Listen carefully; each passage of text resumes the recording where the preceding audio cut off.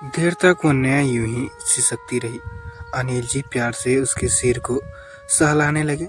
जब वह थोड़ी शांत हो गई तो अनिल जी ने पानी का गिलास वन्य की तरफ बढ़ाकर उसे पानी पिलाया और उसके सिर को सहलाते हुए बोले, बेटा, एक पिता से अपने बच्चे की तकलीफ नहीं छिपती और मैं अपनी बेटी से नाराज भी नहीं हूँ।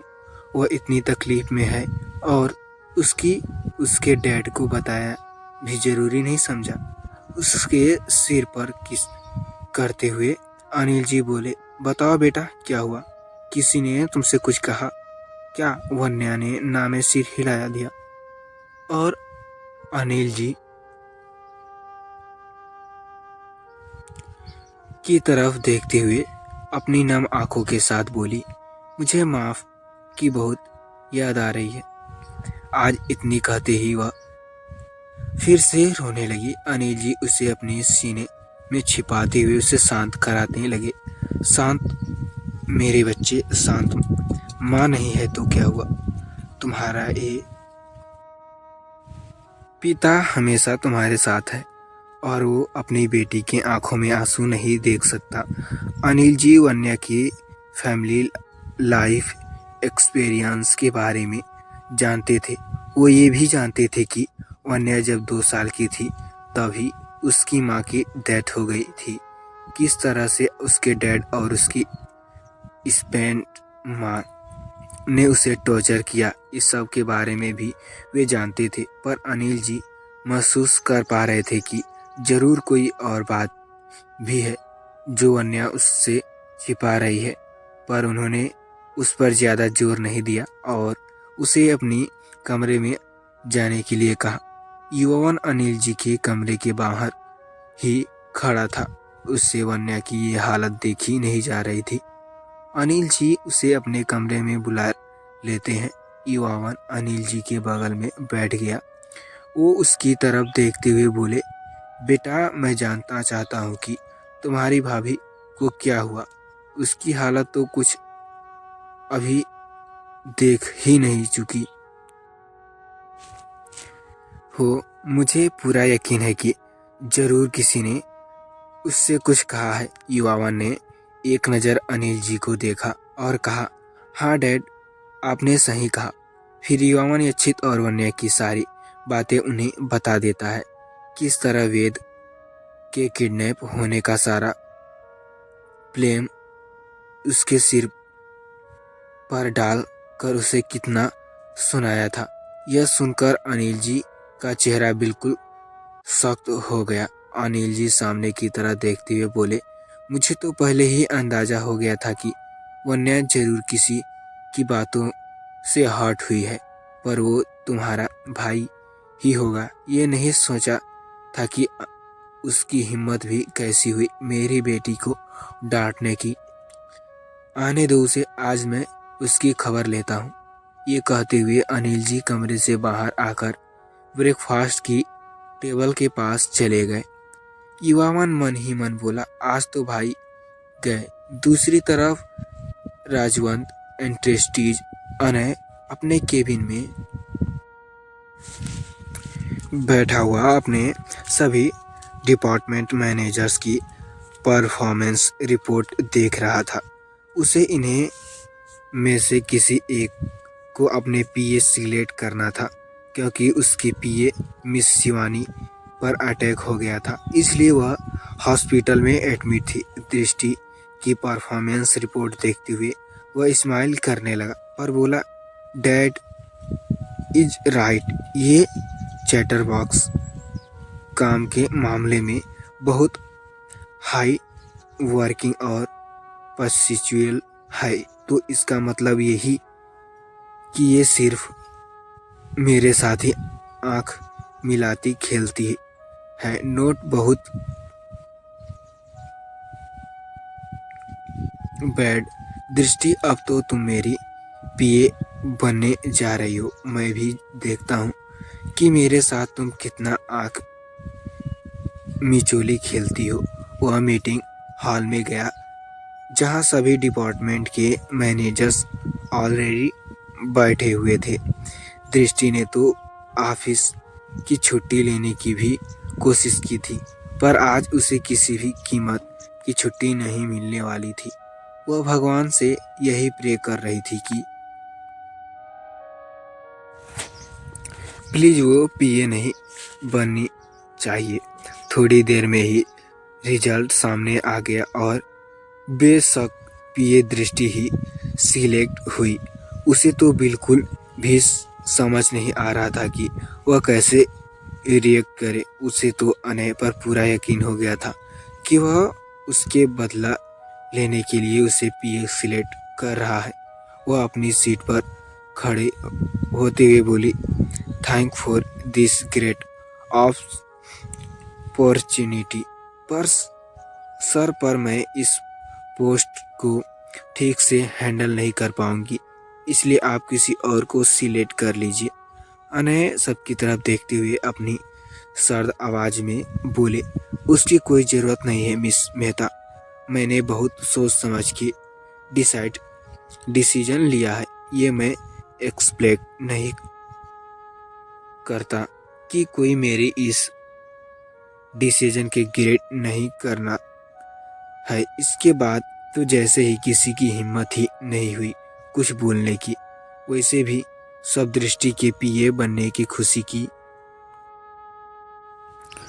थे, क्योंकि वह इसकी पूरी हकदार थी।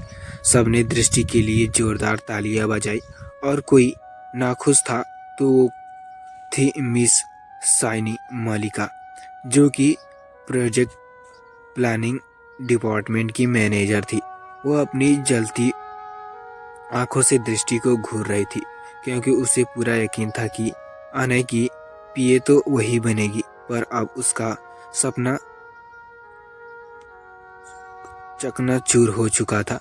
सबने दृष्टि को बधाई दी पीए बनने की। अनय मीटिंग हॉल को सबसे बाहर निकलते हुए बोले, केबिन में मेरा वेट करो, be then in the minutes.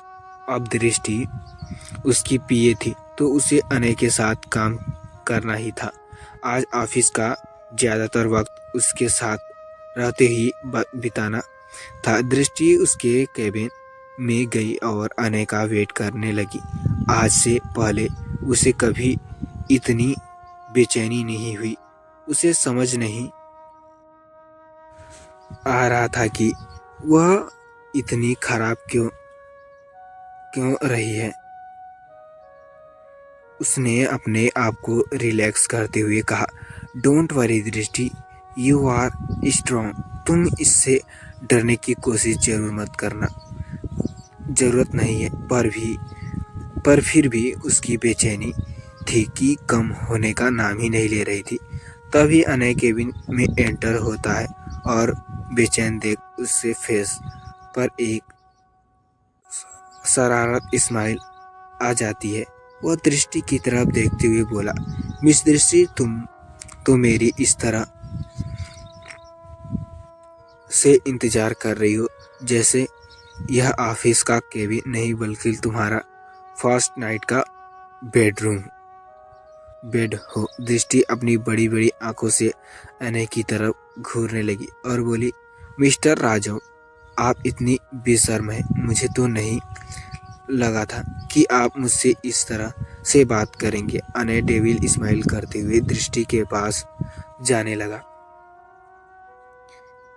पर इससे पहले कि वह चेयर से उठ खड़ी हुई और दीवार की तरफ पीछे हटने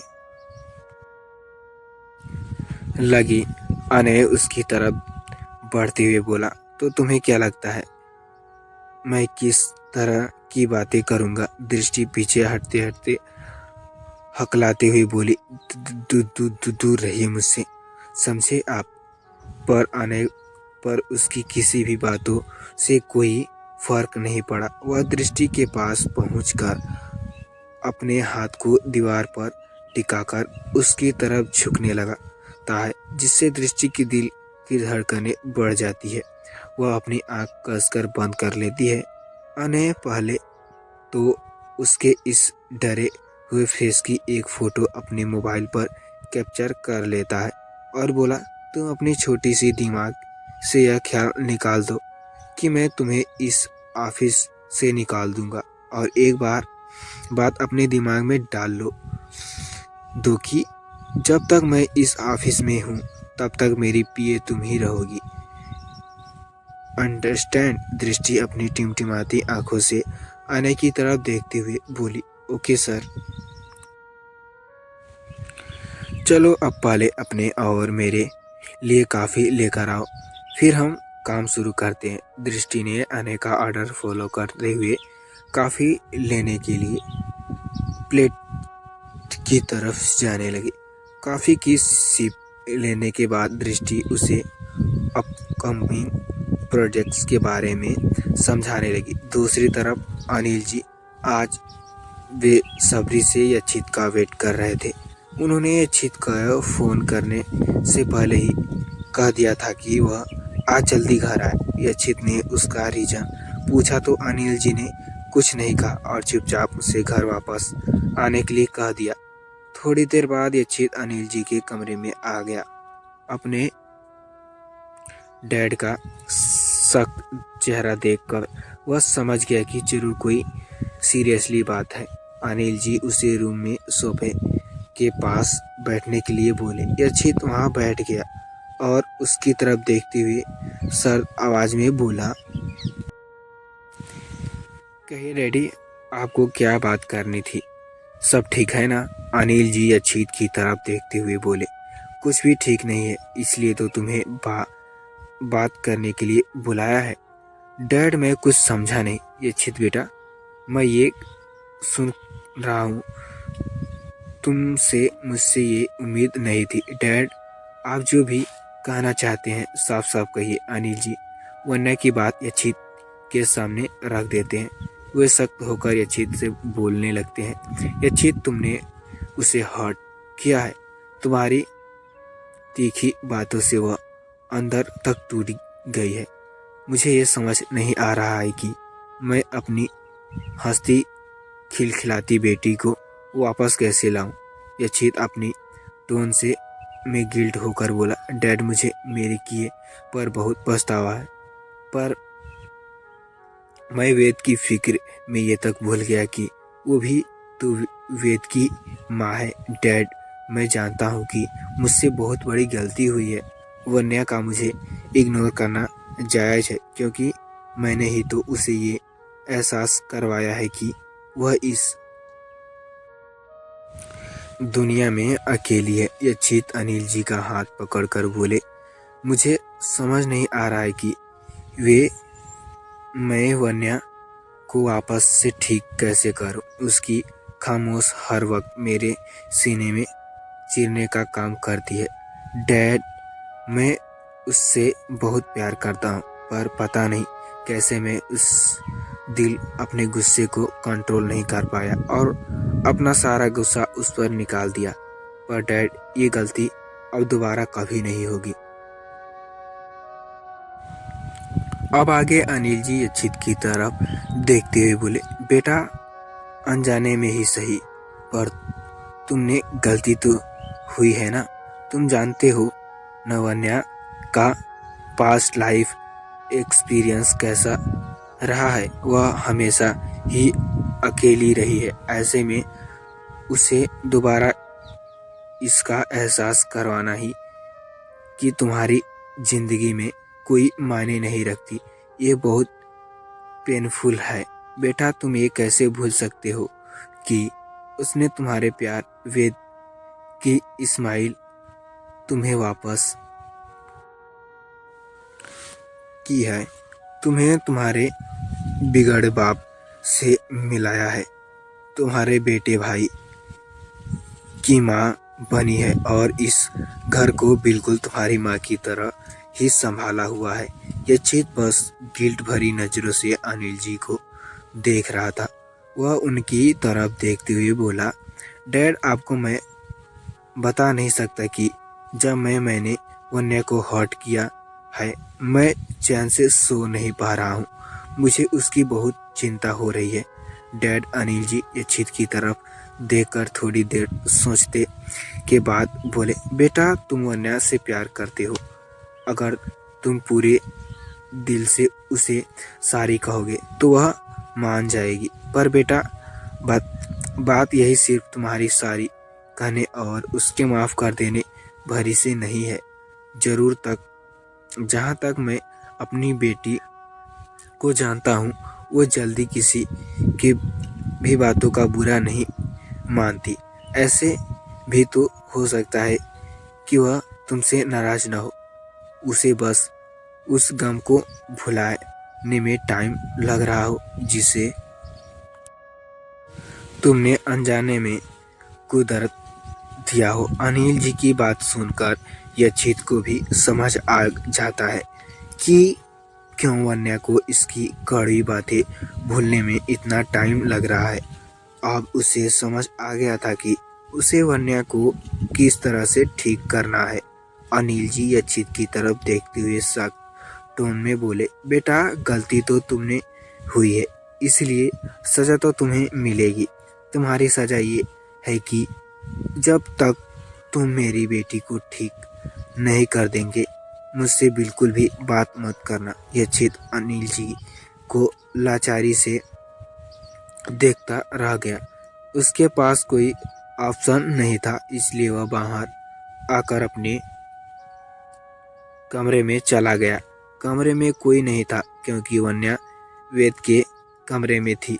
यक्षित सोफे पर बैठकर वन्या के फोटो को अपने फोन में निकाल रख देखने लगता है। वह उसे देखते हुए बोला, वाइफी क्या हुआ, तुम एक बार फिर मुझे माफ नहीं करोगी? प्लीज वापस आ जाओ, मैं तुम्हें बहुत मिस कर रही हूँ। ये कहते हुए वह वन्या के फोटो को किस कर लेता है और उसे अपने सीने में लगाते हुए सोते पर आराम से बैठ जाता है। वन्या वापस दरवाजे पर खड़ी होकर यक्षित की सारी बातें सुन लेता है। वह यक्षित की बातें से हर्ट जरूर हुई थी, पर वह इतने भी बेहरम नहीं थी कि यक्षित को ऐसे तड़पते हुए देखे। वह भी जानती थी कि यक्षित उससे कितना प्यार करने लगा था। भले ही अब तक उसके सामने अपनी प्यार का इजहार नहीं किया था, पर फिर भी वन्या को पता थी कि यक्षित के दिल में उसके लिए क्या है। वह बस अपना टाइम ले रही थी। दूसरी तरफ अने को आज बहुत मन हुआ था कि वह यक्षित और बाकी सबसे मिलकर आए, इसलिए वह अपनी कार लेकर सिंघानिया मेंसल की तरफ जाने लगा। रास्ते में उसे एक लड़की दिखी जो कहीं जाने के लिए ऑटो का वेट कर रही थी। ये लड़की और कोई नहीं, दृष्टि ही थी। उसे देख कर अने ने अपनी कार रोक ली। वह दृष्टि की तरफ देखते हुए बोला, कहाँ जाना है बताओ, मैं तुम्हें ड्रॉप कर देता हूँ। अने को देखकर दृष्टि का मुंह बन गया। वह उसकी तरफ देखते हुए बोले, आपको आपके साथ जाने में अच्छा तो मैं पैदल ही चली जाऊं। अने जानने की तरफ देखते हुए बोला, मुझे गाली देने लगी हो क्या? तो मैंने सवाल का जवाब दो। कहीं ऐसा न हो कि ऑटो का वेट करते करते तुम यहीं बूढ़ी हो जाओ। आने की बातें सुन कर दृष्टि ताव में आ गई। वह आने की तरफ घूरते हुए बोली, खबरदार जो मेरी उम्र के बारे में कुछ भी कहा तो आपसे ज्यादा जवान हूं मैं, समझे? आज आप उसका जवाब सुनकर अने स्माइल करने लगा। उसने सुना था कि लड़कियां अपनी एज को लेकर कुछ ज्यादा ही कॉन्शियस होती हैं, और आज देख भी रहा था। वह उसकी तरफ देखते हुए धीरे से बोला, अगर वन्या भाभी भी फ्रेंड। तो हाय फ्रेंड्स, मैं आशा करता हूँ ये स्टोरी आपको अच्छी लगी होगी। तो फ्रेंड्स, ये स्टोरी आपको थोड़ी सी भी अच्छी लगी होगी तो प्लीज़ हमारे चैनल पे नए हैं तो चैनल को सब्सक्राइब करके बेल आइकन को ऑल पे प्रेस कर दीजिए, ताकि डेली की अपडेट्स वीडियो आपको सबसे पहले नोटिफिकेशन मिले। तो फ्रेंड्स, आप हमारे चैनल पर नए हैं सब्सक्राइब प्लीज़ कर लीजिए, क्योंकि 1000 सब्सक्राइबर अभी हमारे चैनल पर नहीं हुए। तो प्लीज़ अगर आप हमारे चैनल पर 1000 सब्सक्राइबर कंप्लीट करा देते हैं तो 4 पार्ट डेली अपलोड होंगे। तो प्लीज़ मैं ऐसा करता हूँ, आप हमारे चैनल को ज़रूर से ज़रूर सब्सक्राइब कर लेंगे। तो फ्रेंड्स चलिए मिलते हैं नेक्स्ट पार्ट में, तब तक के लिए बाय बाय। स्टोरी कैसी लगी कमेंट करके ज़रूर बताना। Thank you for watching my video.